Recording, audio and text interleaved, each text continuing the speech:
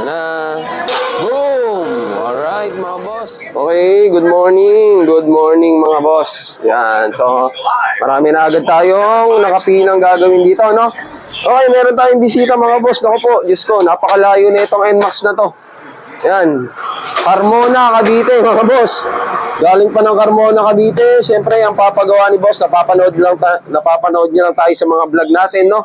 Yan, lagotong issue mga boss. Binabaklas na ni Diego. So yun mga boss, pag magpapais kayo ng lagotong issue dito sa mga likurang gulong natin, pwede nyo rin naman pa isabay yung CVT cleaning kasi binabaklas din yan eh. So depende na lang sa inyo kung isasabay nyo yan, no? So yun mga boss, ito, lagotong issue mga boss. Yan, tirahin natin yan. Tapos meron tayo ditong pressing. 1075. Pressing tayo. No, grabe. Galing pa ng Carmona, Cavite sila boss. Grabe, ang layo.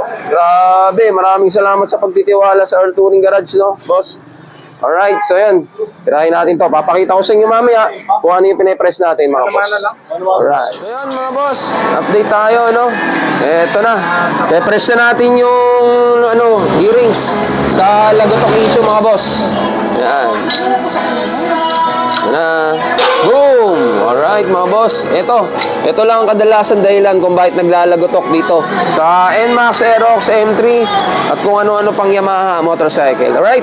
Galing pa ng Cardona, Cavite ito si boss. Yan, nililinisan natin yung gearings. Okay, update ko kayo mga boss. So ito na. Yung galing pa ng Cardona, Cavite. Nagpalagatok issue sa atin, no? So okay na yan mga boss. Wala nang tulog yan. Alright na yan. Bago na rin yung gear oil mga boss. Alright, maraming salamat boss dito sa pagdayo sa Earl Touring Garage boss. Alright, salamat.